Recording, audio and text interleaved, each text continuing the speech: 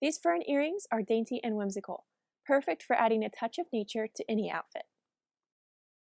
We are going to be making these earrings with an 18 gauge wire, and you can do that in whichever color you would like. Today I am using a silver plated copper wire. We also will be using a file to smooth down the ends of our wire. For our tools, we have the nylon jaw pliers, wire cutters, chain nose pliers, and then round nose pliers. Pulling out a length of our wire, we're going to use the nylon jaw pliers to smooth and straighten the wire. Then using the file, we are going to smooth and round over the tip of wire. This is going to be the ear wire for our earring, so we want it to be very smooth so it doesn't scratch our skin. Now we are going to create the back of the earring. And because this is more of an ear climber style, although it can be worn as a stud, we are going to leave a little bit longer of a stem, leaving at least ½ inch for the back of the earring and then adding a little bit more space for a bend in the wire. We're going to move our pliers a little bit further down and then create a loop in the wire. This is the first leaf in our fern. We are then going to measure how big that loop is, and placing the wire back into the pliers a little closer to the tip, we are going to make the next loop a little bit smaller.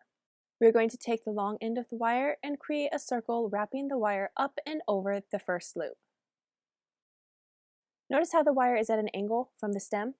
This is going to help us create a more natural flow with the loops. This third loop, we are going to bring that long end of wire around underneath the first two.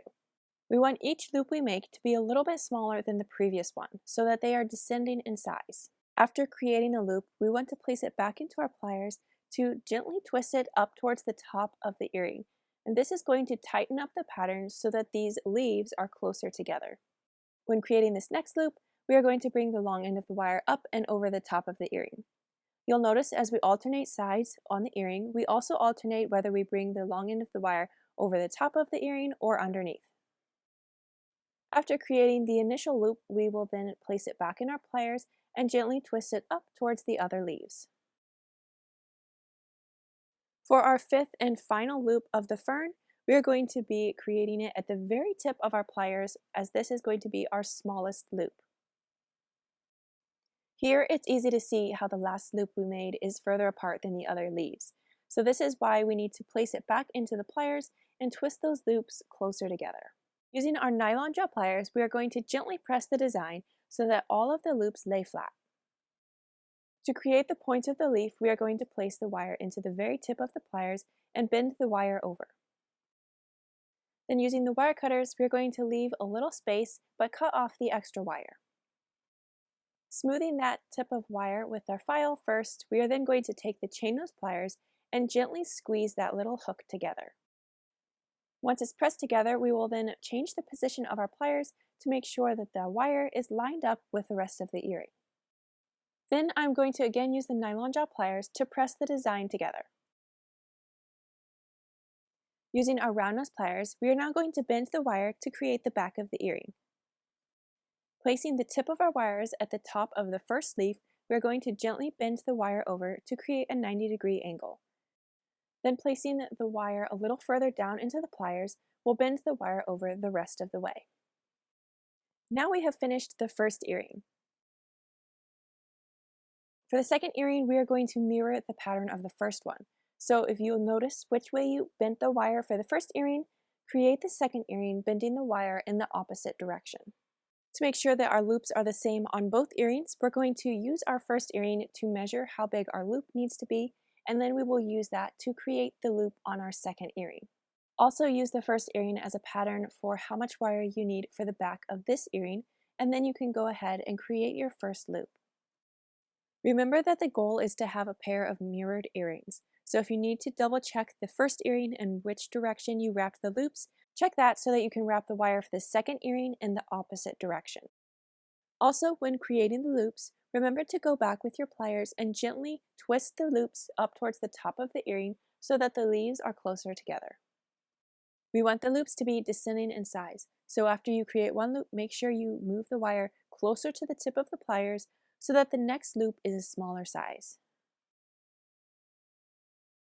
For this earring, whenever we create a loop on the right side of the earring, we bring the long end of the wire up and over the top of the earring. And when we create a loop on the left side of the earring, we are bringing the loop down and around the underneath of the earring. Adjusting the loops as we go so that the leaves all sit closely next to each other. Then we are going to create our fifth and final loop, which should be the smallest in size. Once we have finished adjusting the final loop so it is sitting close to the other leaves, we are then going to place the wire into the nylon jaw pliers and press the design together. Using the first earring to show us how much wire we need to leave for the tip of the leaf, we are then going to place it into our round nose pliers and bend over that wire before cutting it off. Then smoothing down that tip of wire with the nail file before we go and use the chain nose pliers to squeeze that hook together. Pinching the wire side to side as well as up and down, we will then place it back into the nylon jaw pliers to press everything together. Then switching back to the round nose pliers to create a bend in the wire and create the back of the earring. And now we have a matching pair of fern earrings. I hope you enjoyed creating these earrings with me, and I look forward to seeing you in the next video.